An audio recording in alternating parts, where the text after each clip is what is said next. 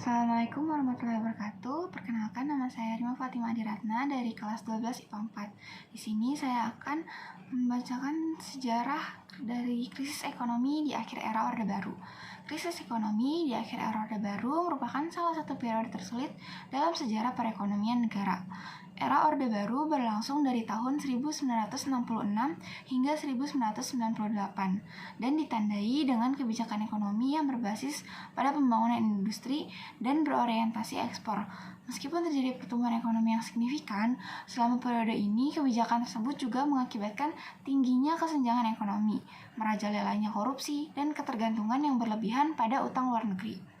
Krisis ekonomi di akhir masa Orde Baru dimulai pada pertengahan hingga akhir tahun 1900-an. Krisis ini dipicu oleh berbagai faktor internal dan eksternal. Faktor internalnya antara lain kebijakan ekonomi yang tidak berkelanjutan, maraknya korupsi dan nepotisme, serta ketidakstabilan sektor keuangan. Sedangkan faktor eksternalnya adalah krisis ekonomi yang melanda Asia pada tahun 1997, dimulai dari Thailand dan menyebar ke negara lain termasuk Indonesia. Krisis ekonomi ini memiliki dampak yang luas terhadap masyarakat Indonesia. Tingkat pengangguran meningkat secara drastis. Banyak perusahaan mengalami kesulitan keuangan dan terpaksa melakukan keputusan hubungan kerja. Hal ini menyebabkan banyak masyarakat kehilangan mata pencaharian dan terjerat dalam kemiskinan. Selain itu, inflasi melonjak yang berdampak pada penurunan daya beli masyarakat. Harga barang dan jasa naik dengan cepat, sementara pendapatan masyarakat tidak mengikuti peningkatan tersebut. Krisis mata uang juga terjadi, di mana nilai tukar rupiah terhadap dolar Amerika Serikat anjlok secara drastis. Pengalaman krisis ekonomi di akhir era Orde Baru memberikan banyak pelajaran berharga bagi Indonesia. Krisis ini menjadi pendorong untuk melakukan reformasi kebijakan ekonomi, penguatan sistem keuangan dan pengawasan, serta peningkatan transparansi dan akuntabilitas. Negara ini belajar bahwa kebijakan ekonomi yang berkelanjutan, pemberantasan korupsi, dan stabilitas sektor keuangan sangat penting untuk mencapai pertumbuhan ekonomi yang inklusif dan berkelanjutan. Konteks ekonomi pada akhir era Orde Baru di Indonesia ditandai oleh gejolak politik, ketidakstabilan ekonomi, dan meningkatnya ketegangan sosial.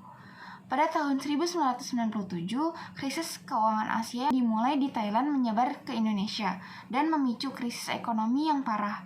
Pada saat itu, perekonomian Indonesia telah mengalami pertumbuhan yang tinggi selama beberapa dekade sebelumnya. Namun, pertumbuhan yang terjadi tidak seimbang dan tidak berkelanjutan. Sektor keuangan dan bisnis didominasi oleh kelompok elit yang terkait dengan enzim Orde Baru. Sementara sektor real dan sektor informal masih lemah dan rentan. Krisis ekonomi pada akhir era Orde Baru dipicu oleh beberapa faktor utama. Yang pertama, ada ketergantungan pada utang luar negeri. Pemerintah Indonesia mengandalkan utang luar negeri untuk mendanai pembangunan ekonomi.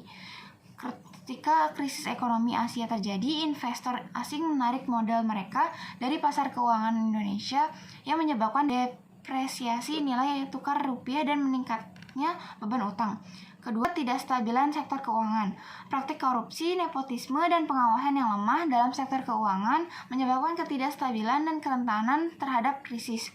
Bank-bank dan perusahaan-perusahaan besar terlibat dalam praktik yang merugikan, seperti penggunaan utang luar negeri untuk kepentingan pribadi dan manipulasi pasar. Ketiga, ada ketimpangan ekonomi yang meningkat. Pertumbuhan ekonomi yang tidak merata dan ketimpangan sosial yang semakin dalam menjadi masalah serius pada akhir Orde Baru. Kesenjangan antara kaya dan miskin semakin membesar dan sebagian besar manfaat pembangunan ekonomi hanya dinikmati oleh segelintir kelompok elit. Dampak dari krisis ekonomi ini sangat merusak nilai tukar rupiah anjlok, inflasi melonjak, dan tingkat pengangguran meningkat drastis. Banyak perusahaan bangkrut dan masyarakat mengalami penurunan daya beli yang signifikan.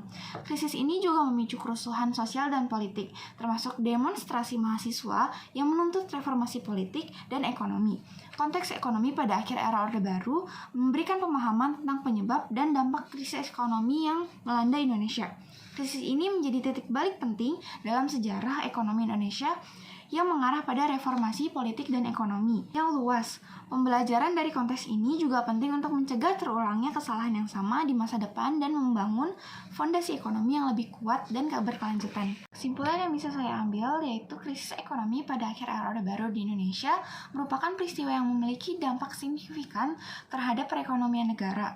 Faktor-faktor eksternal seperti krisis keuangan Asia, penurunan permintaan global, fluktuasi harga komoditas, ketidakstabilan pasar keuangan global, dan kebijakan moneter global berperan dalam memicu krisis tersebut. Dari krisis ini kita dapat mengambil beberapa pembelajaran penting. Yang pertama, pentingnya menjaga stabilitas dan transparansi keuangan untuk mencegah kerentanan terhadap krisis. Yang kedua, diverifikasi ekonomi menjadi kunci untuk mengurangi resiko dan menciptakan pertumbuhan yang stabil. Yang ketiga, pengelolaan utang yang bijaksana dan memperkuat sektor keuangan domestik menjadi penting agar tidak terjebak dalam ketergantungan pada utang luar negeri. Keempat, peningkatan inklusi ekonomi dan mengurangi kesenjangan sosial adalah langkah penting untuk menciptakan pertumbuhan yang inklusif dan berkelanjutan. Dan yang terakhir, krisis ini juga menjadi pemicu untuk melakukan reformasi politik dan ekonomi yang lebih luas. Mempelajari krisis ekonomi pada akhir Orde Baru ini penting sebagai pembelajaran untuk masa depan.